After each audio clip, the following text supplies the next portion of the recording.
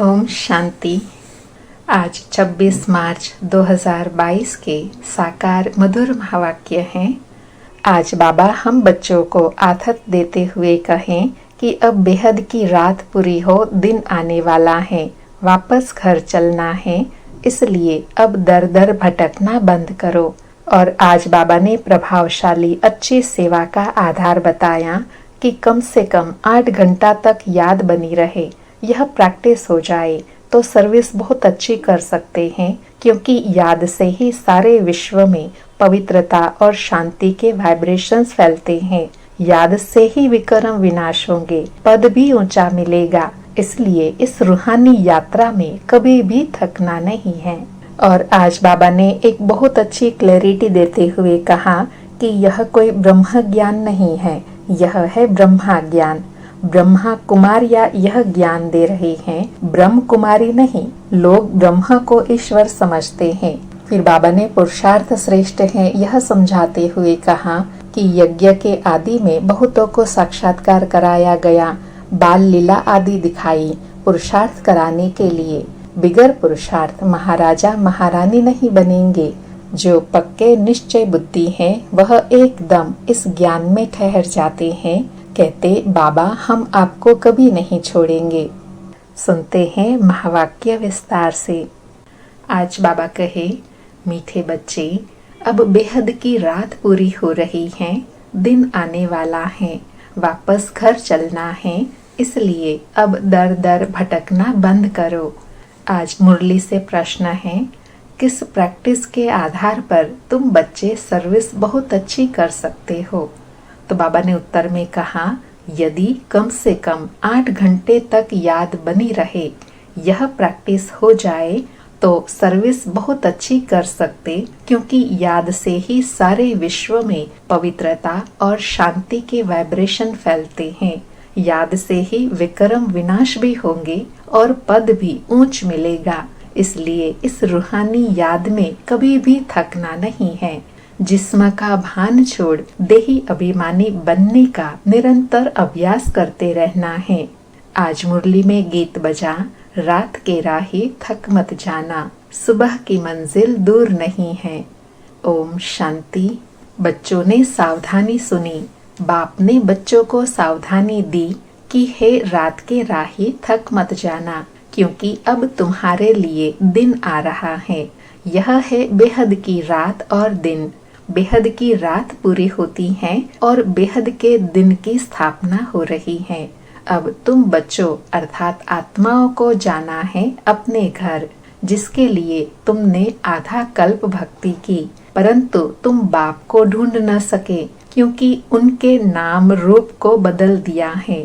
अब तुम जानते हो, बाप दिन में अथवा कलयुग से सतयुग में जाने का रास्ता बता रहे हैं। बाबा ने समझाया है, भ्रष्टाचारी उनको कहा जाता है जो विकार से पैदा होते हैं। भारतवासी बाप को ही भूल गए। गीता का भगवान निराकार, उसके बदले साकार कृष्ण का नाम डाल दिया है। यह है बड़े ते बड़ी भूल, जिस कारण आधा कल्प दुख भोगना पड़ता है। भूल निमित्त बनी है दुख भोगवाने के लिए, अर्थात भूल हुई जो भगवान को भूल गए, इसलिए आत्मा दुखी होती है। यह भी ड्रामा का पार्ट नुंधा हुआ है। भक्ति मार्ग में भटकते रहते हैं। अगर बाप को जान ले तो भटकने की दरकार नहीं। तुमने अब बाप को जाना है। श्री कृष्ण अगर इसी रूप में आए फिर तो उनको पहचानने में कोई तकलीफ न हो, जट सब समझ जाए। परंतु यह तो इतना गुप्त है जो तुम बच्चे भी भूल जाते हो। कृष्ण को तो कोई भूल न सके। सारी दुनिया एकदम चटक पड़े, अर्थात श्री कृष्ण उसी दिव्य स्वरूप में आएंगे तो सभी पहचान लेंगे। लेकिन शिव बाबा तो बिल्कुल गुप्त रूप में, साधारण रूप में आते हैं। समझे, श्री कृष्ण तो हमको स्वर्ग में ले चलेगा, क्योंकि वह तो स्वर्ग का मालिक है। उनको कोई छोड़े ही नहीं, परंतु समझाने की बड़ी युक्ति चाहिए। अगर समझाने की युक्ति नहीं आती है तो कहाँ कहाँ डिससर्विस कर देते हैं, क्योंकि खुद ही पूरा समझा हुआ नहीं है जो किसी को अच्छी रीति सिद्ध कर हिसाब किताब बता सके। इस समय सब पतित हैं। गाते भी हैं पतित पावन सीताराम, परंतु पावन बनाने वाला कौन, यह कोई नहीं जानते। गीता का भगवान कृष्ण समझ लिया है। राम का कोई शास्त्र नहीं है। ऐसे नहीं, रामायण कोई रामचंद्र का शास्त्र है। क्षत्रिय धर्म कोई राम ने नहीं स्थापन किया। ब्राह्मण, देवता और क्षत्रिय तीनों धर्म एक साथ ही शिव बाबा स्थापन करते हैं। तुम्हारे में भी थोड़े हैं जो इस बात को समझ सकते हैं। राजा रानी तो एक होते हैं, बाकी प्रजा और दास दासिया तो अनेक बनते हैं। आगे राजाओं के पास ढेर दास दासिया थी, कोई बहलाने के लिए, कोई डांस करने के लिए। डांस का शौक तो वहाँ सतयुग में भी बहुत ही रहता है। बाकी राजा रानी तो बहुत थोड़े निकलते हैं जो अच्छी रीति समझ और समझा सकते हैं। प्रदर्शनी की सर्विस से मालूम पड़ जाता है कि कौन कौन अच्छी रीति समझा सकते हैं। पहली बात यह समझानी है कि भगवान को न जानने कारण सर्वव्यापी कह दिया है।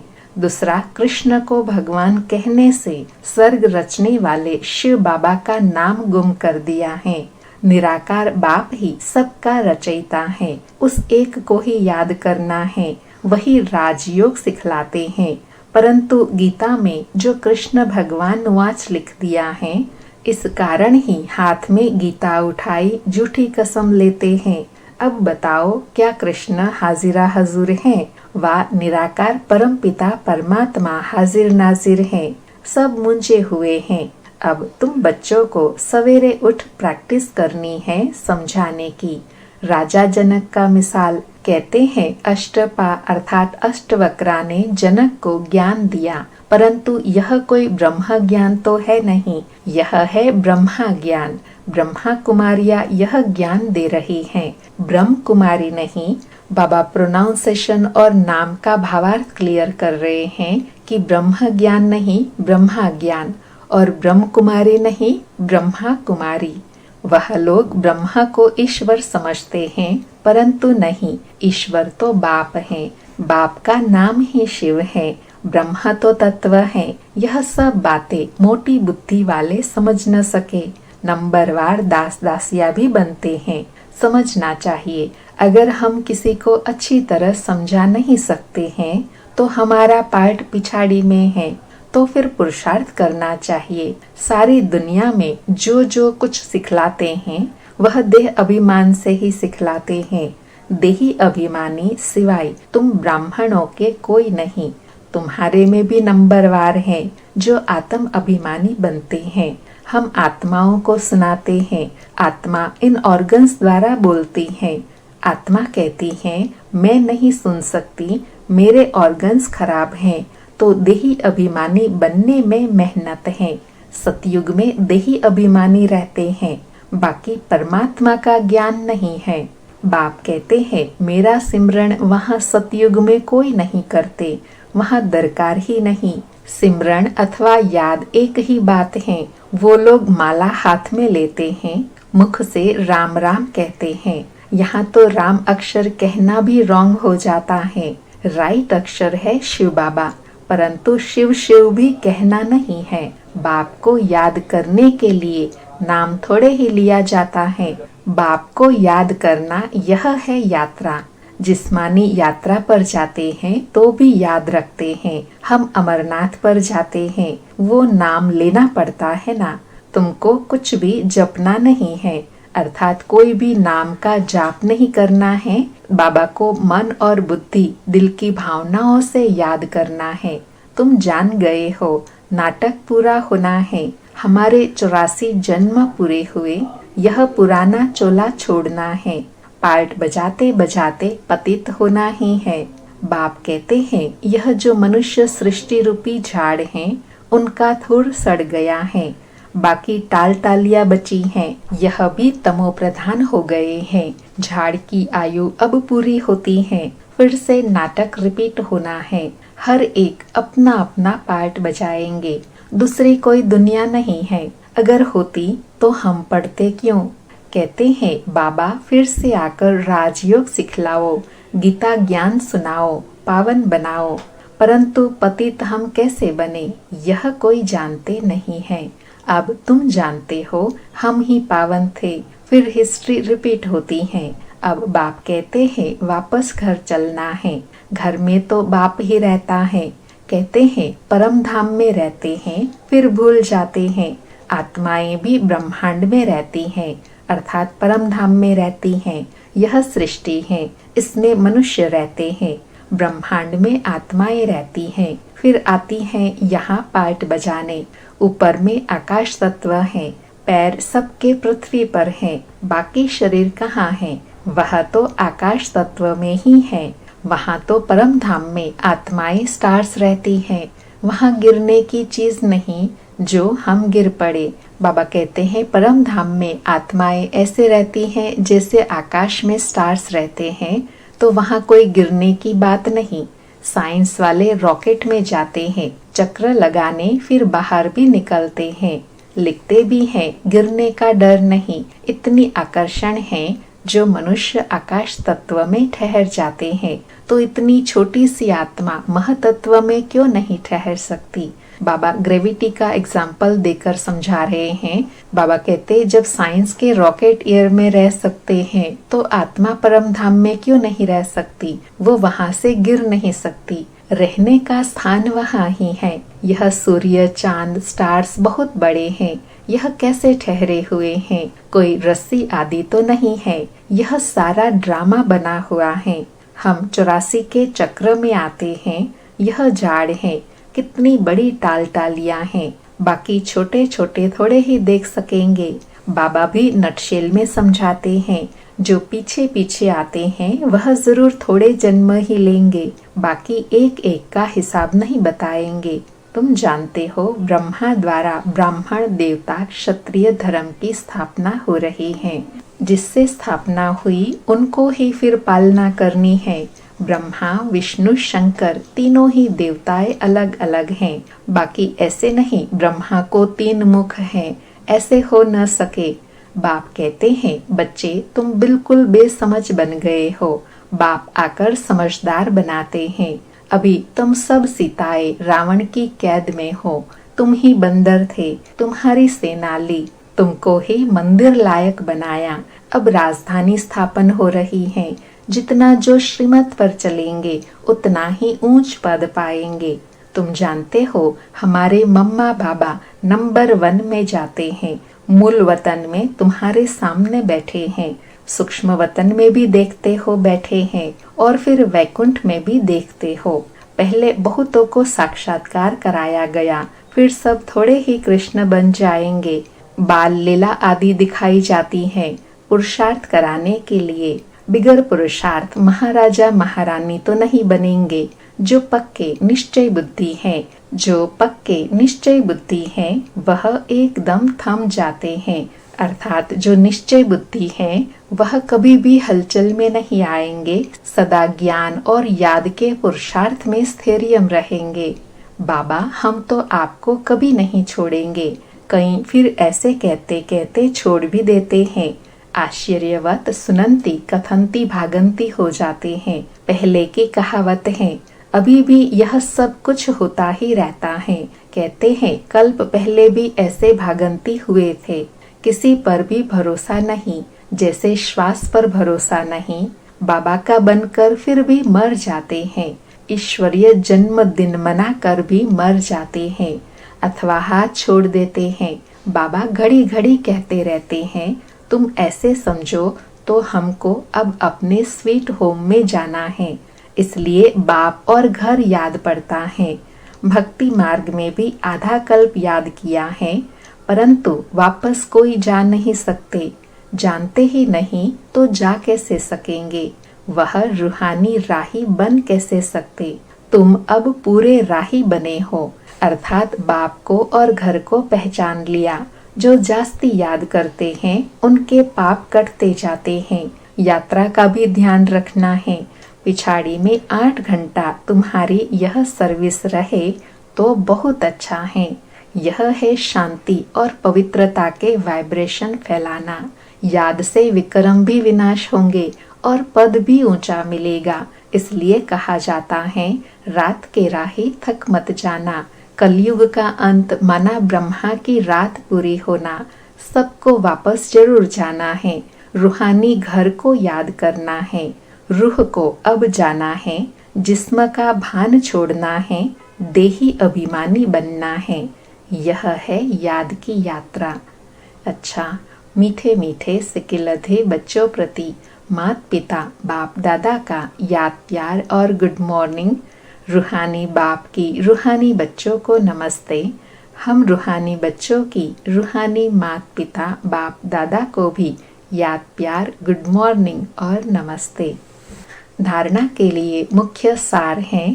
पहला, पक्का निश्चय बुद्धिमान दृढ़ संकल्प करना है कि बाबा का हाथ कभी नहीं छोड़ेंगे। बाप और घर को घड़ी घड़ी याद करना है। दूसरा, देही अभिमानी बनने की मेहनत करनी है। 5 विकारों रूपी रावण की कैद से छूटने के लिए श्रीमत पर चलना है। मंदिर लायक बनने का पुरुषार्थ करना है।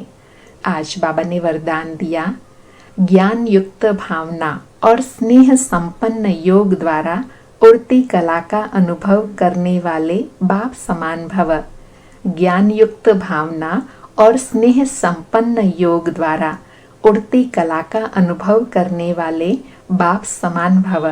स्पष्टीकरण है, जो ज्ञान स्वरूप योगी तो आत्माएं हैं, वे सदा सर्व शक्तियों की अनुभूति करते हुए विजयी बनती हैं। जो सिर्फ स्नेही व भावना स्वरूप हैं, उनके मन और मुख में सदा बाबा बाबा है, इसलिए समय प्रति समय सहयोग प्राप्त होता है। लेकिन समान बनने में ज्ञानी योगी तो आत्माएं समीप हैं, इसलिए जितनी भावना हो उतना ही ज्ञान स्वरूप हो। ज्ञान युक्त भावना और स्नेह संपन्न योग, इन दोनों का बैलेंस उड़ती कला का अनुभव कराते हुए बाप समान बना देता है। आज का स्लोगन है, सदा स्नेही व सहयोगी बनना है तो सरलता और सहनशीलता का गुण धारण करो। सदा स्नेही व सहयोगी बनना है तो सरलता और सहनशीलता का गुण धारण करो।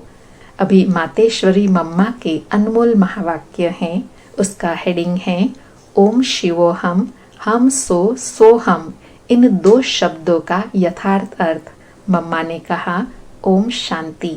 यह जो 2 शब्द उच्चारण करते हैं, हम सो हम, शिवो हम, अहम आत्मा सो परमात्मा। अब यह महावाक्य कौन उच्चारण करते हैं और इन शब्दों का यथार्थ अर्थ क्या है? मम्मा पूछ रहे हैं, हम सो हम, शिवो हम और अहम आत्मा सो परमात्मा, इसका यथार्थ भावार्थ क्या है? तो मम्मा कहे, जब ओम अक्षर कहते हैं तो ओम का अर्थ है मैं आत्मा शांत स्वरूप हूँ। यह निश्चय होने से फिर मैं आत्मा सो परमात्मा हूँ यह अक्षर नहीं कह सकते हैं। फिर तो ऐसे ही समझते हैं कि मैं आत्मा परमात्मा की संतान हूँ।